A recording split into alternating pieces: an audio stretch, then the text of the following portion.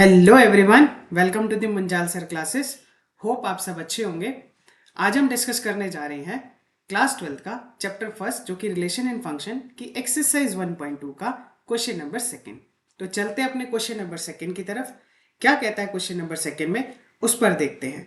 तो देखो बेटा, क्वेश्चन नंबर सेकंड आपसे ये कहता है कि check whether the following are the injective और सर्जेक्टिव। मतलब जो फंक्शन दे रखे हैं ये आपको इंजेक्टिव है या सर्जेक्टिव है।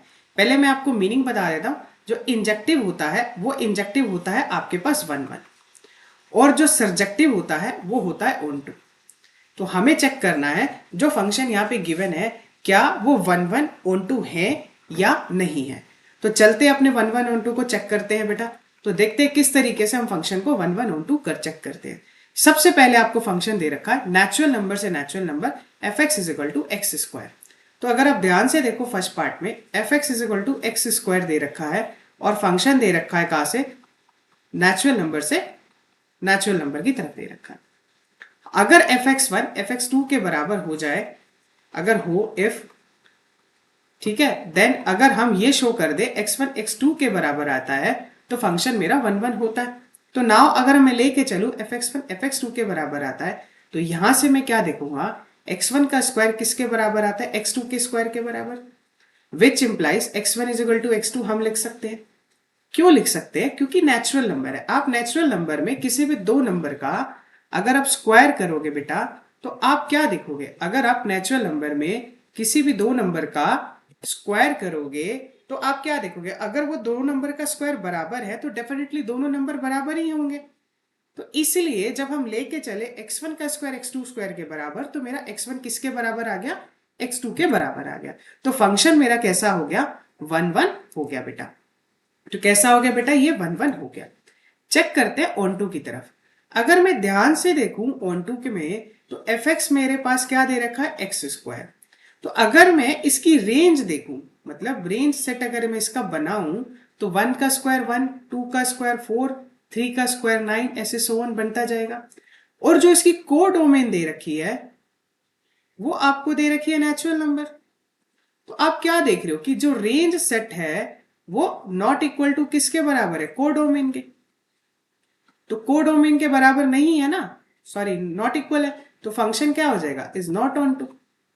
और जब ऑन टू नहीं होगा तो फंक्शन सर्जेक्टिव भी नहीं होगा, मतलब ऑन टू मीन सर्जेक्टिव। ठीक है।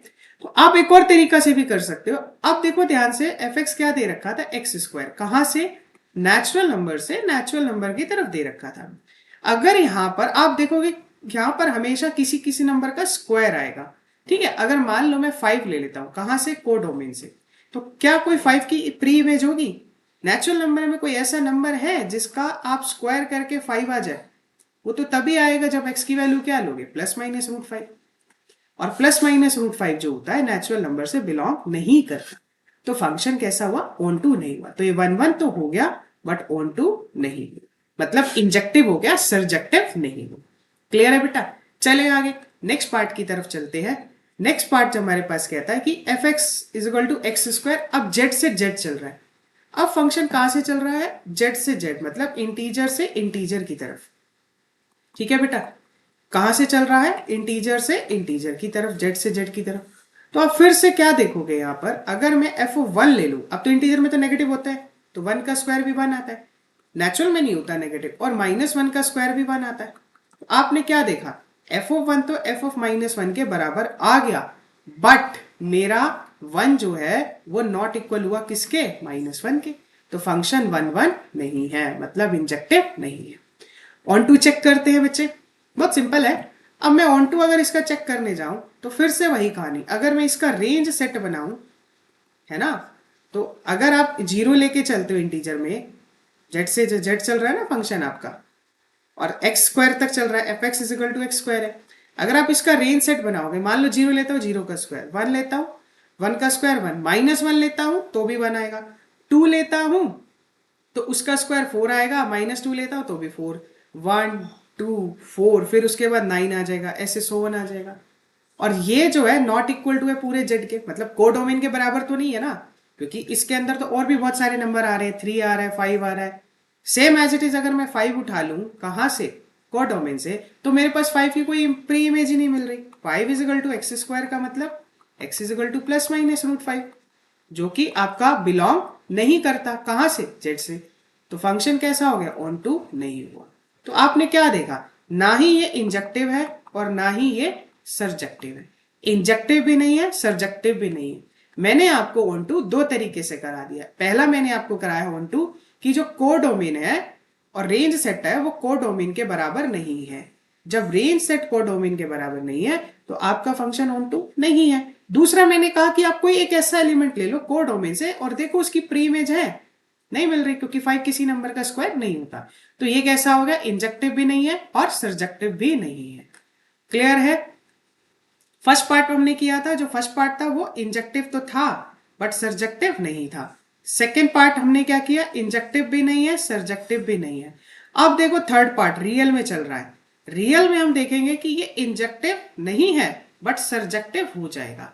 कैसे हो जाएगा, ध्यान से देखो। थर्ड पार्ट में रियल से रियल चल गया। अब आपका कहां चल गया फंक्शन, रियल से रियल की तरफ चल गया। ठीक है जी। F x is equal to x square के बराबर है। फंक्शन चल रहा है कहां से, आर से आर। कहानी वही हो जाएगी वन वन में, F of one one, F of minus one भी वन आ गया। तो एफ ऑफ वन और एफ ऑफ माइनस वन तो बराबर आ गए सर, बट वन जो है माइनस वन के बराबर नहीं है। तो फंक्शन वन वन नहीं है, मतलब इंजेक्टिव नहीं है। बट ये सरजेक्टिव हो जाएगा क्योंकि रियल नंबर में चल रहे हैं। जब आप ऑन टू चेक करने जाओगे तो f x is equal to x square है। हर एलिमेंट की आपको प्री इमेज मिलेगी। मान लो कोई भी एलिमेंट लेके चलते हैं y, कहां से, r से, कोडोमेन से। तो such that y is equal to f x is equal to x square. ठीक है। तो यहां से आप ध्यान से देखो, ऑन टू चेक करते हैं। सॉरी, ऑन टू नहीं होगा बेटा, ये ऑन टू भी नहीं होगा। क्यों नहीं होगा, लॉजिक समझते हैं। अगर आपने कोई y लेके चला या कोई मान लेते हैं नेगेटिव, ये हमेशा आंसर आपको क्या देगा, पॉजिटिव देगा या फिर जीरो देगा, है ना। नेगेटिव कभी नहीं देगा। अगर मैं नेगेटिव एलिमेंट उठा के चलता हूं, सपोज करते हैं y इक्वल टू -5 लेके चलते हैं। ठीक है। तो -5 इज इक्वल टू, अगर एक्स स्क्वायर निकालने जाओगे तो x की वैल्यू क्या आ जाएगी, plus minus root -5। That will be equal to plus minus root 5 iota. तो आयोटा आ जाएगा ना। तो इसका मतलब आयोटा तो कॉम्प्लेक्स में नहीं है, तो ये वाला फंक्शन ऑन टू नहीं हुआ, मतलब सरजेक्टिव नहीं हुआ। मतलब क्या हुआ कि एफ एक्स जो है, आंसर हमेशा पॉजिटिव रियल नंबर दे रहा है इंक्लूडिंग जीरो, नेगेटिव कभी देगा नहीं। इसका मतलब नेगेटिव नंबर की कोई प्री इमेज एग्जिस्ट नहीं करेगी। इसका मतलब फंक्शन इंजेक्टिव भी नहीं हुआ और सरजेक्टिव भी नहीं हुआ। यहाँ पे करेक्ट कर लेना, मैंने बाय मिस्टेक सरजेक्टिव बोल दिया होगा। तो ये सरजेक्टिव भी नहीं हुआ, मतलब वन वन भी नहीं हुआ और ऑन टू भी नहीं हुआ। क्लियर है। अब चल रहा है नेचुरल से नेचुरल की तरफ। अब ध्यान से देखो, जब फंक्शन नेचुरल से नेचुरल की तरफ चल रहा है फोर्थ पार्ट के अंदर, और अब आ गया क्यूब, है ना। तो f x is equal to x cube है। फंक्शन चल रहा है कहां से, नेचुरल से नेचुरल की तरफ। वन वन तो हो ही जाएगा अगर F x one F x two के बराबर लेके चलो। क्यूबिक में ना आप नेगेटिव का क्यूब करो तो नेगेटिव आता है और पॉजिटिव का क्यूब करो तो पॉजिटिव आता है। बट स्क्वायर में क्या होता है बेटा, जब हम स्क्वायर के अंदर चलते हैं ना, तो स्क्वायर के अंदर क्या होता है, जब आप नेगेटिव का स्क्वायर करते हो तो भी पॉजिटिव आता है, और पॉजिटिव का जब आप स्क्वायर करते हो तो भी पॉजिटिव आता है। तो जब भी f x is equal to x square की कंडीशन आती है ना, और आपका जो डोमेन है वो रियल नेगेटिव में भी जा रही है, जैसे इंटीजर रियल, तो फंक्शन वहां पे वन वन नहीं होता। लेकिन जब आप क्यूब लेके चलते हो तो आपका फंक्शन वन वन हो जाता है, क्योंकि नेगेटिव का क्यूब नेगेटिव आएगा, पॉजिटिव का क्यूब पॉजिटिव आएगा। ठीक है। आई होप आपको क्लियर हो रहा होगा। चलते हैं अपने टॉपिक की तरफ, देखते हैं। देखो अब यहां से क्या कह रहा है, x1 का क्यूब x2 के क्यूब के बराबर आ गया। इसका मतलब x1 is equal to x2 के बराबर तो हो गया। तो फंक्शन मेरा वन वन तो हो गया बच्चे। ऑन टू चेक कर लेते, फिर से वही कहानी आ जाएगी। जब आप फंक्शन को एक्स क्यूब लेके चलते हो तो आप रेंज सेट अगर इसका बनाने जाओगे, 1 का क्यूब 1, 2 का क्यूब 8, ठीक है, 3 का क्यूब 27, 4 का क्यूब 64 डॉट डॉट डॉट, यही आएगा, जो कि नॉट इक्वल टू इसकी डोमेन के। तो रेंज सेट आपका क्या आ गया, is not equal to codomain. और ये डेफिनेशन होती है, जब रेंज सेट आपका कोडोमेन के बराबर हो जाए, दैट केसेस में फंक्शन आपका ऑन टू होता है।